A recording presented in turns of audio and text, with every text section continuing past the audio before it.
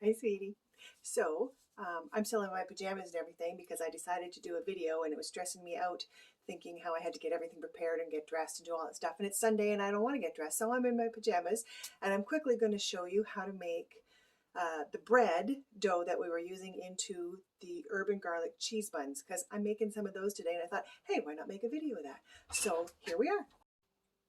There we go. Okay. So I got things set up a little bit just so I'm not scrambling all over the place.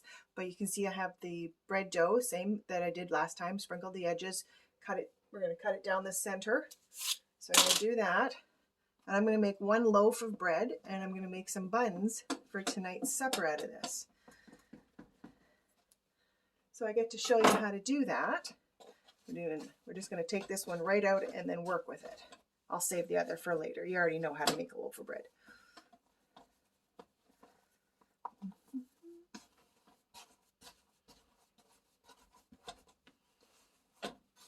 All right. So now we can even just lightly flour our surface with what was in there, right? And we're going to put that on the cutting board and I'll just move this away for the moment and we'll get our pan ready. I'm just using a 9x13 pan. You don't even have to use a pan, it just makes a crispier edge if you don't. I'm trying to keep them kind of soft. So we have this. This is going to make 8. So you kind of want to make it some kind of an even shape that you can cut into the proper amounts easily. Otherwise, you're going to get big ones and small ones, which really isn't that bad, but it's a different cooking time and then it's a little more fussy. So just try to make it an even shape. And we'll do the same. Just cut it in half. Now, kind of sprinkle a little bit just to help our knife go through that. All right. So now, then in half. And then in half again. We're going to do that with all of them. And then the same as we made the big dough, the big round loaf, now you're just going to make the little wee ones and you just kind of want to squish them around. Can you see what I'm doing there? Kind of pinching them at the bottom. And then you just kind of make them into a bun shape and put them in our pan.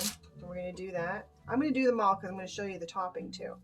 So we're going to get lots of practice here. If I can figure out how to speed up the time through here, I can do that. But that one I haven't figured out yet. So you're just going to have to watch me do it. Now you don't want them quite touching because you're still going to rise again.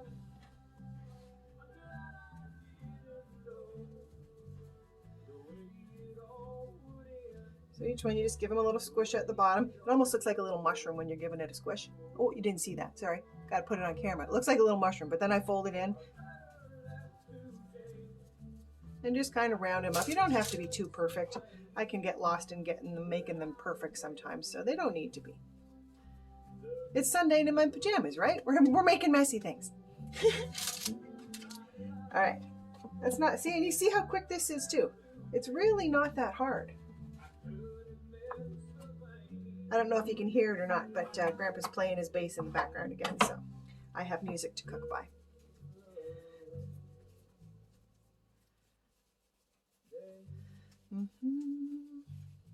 One of these times you might actually catch me singing. If we get doing this long, I tend to sing along. So, I mean, Grandpa's always trying to get me to do that. It might actually happen.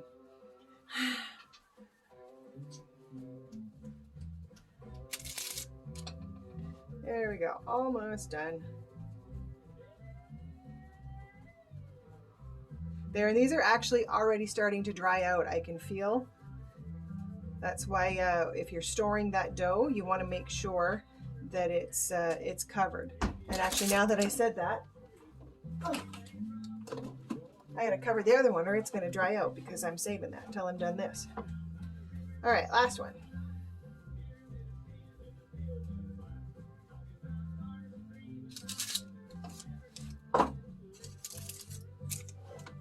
All right. And I line them. You don't have to line them. The pan, they'll come out easy enough. I just do it because it's less messy and it's just easier. So now we have our buns. On top, we're going to put the herb and garlic mixture butter that I have here. This was just a little bit of melted butter, garlic, oregano, parsley, and basil. It's just a little herb and garlic butter. I have a little brush. We're going to brush kind of all the way around. It's okay if it goes down to the drips down all over the place because you want it to. That's what helps keeps the bottoms a little soft and makes the edges a little crispy. So just give each of them a little brush for now. This keeps it a little softer. While baking, we're going to top them with cheese.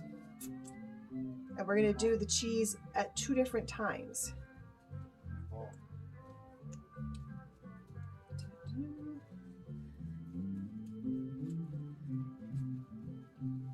There we go. Now we're going to put cheese.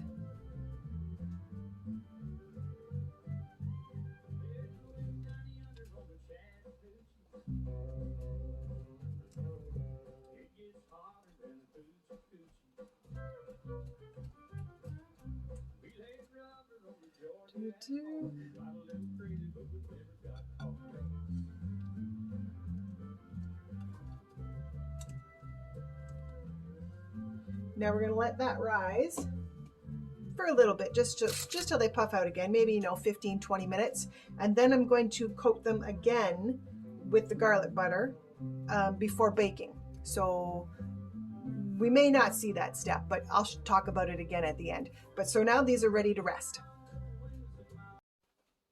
All right, I decided I was going to do the middle step so that I can show you how much they rose. See, they're all nice and puffy now, and they're going to hopefully bake up a little bit bigger when we bake them. But this is where we're going to put one more layer of our butter herb on top. And we're going to do it again about 5 minutes before they're done. They're going to go into the oven at 350 for 20 minutes is what I'm going to say. About 20 minutes. But so at 15 minutes, we're going to pull them out and add another layer of the butter. This one is more herb than butter. I'm going to add a little more butter to this, so it'll be more butter to put on, and that's what makes it just beautifully crispy and soft at the same time. I don't know how else to explain that. You also want to make sure all your cheese is coated. Oh, I didn't do this one at all. Look at that. You make sure your cheese is coated, and that way it doesn't dry out so much. There, that's good. So now we're going to put that in 350 for 20 minutes, but we're going to pull them out at 5 minutes too.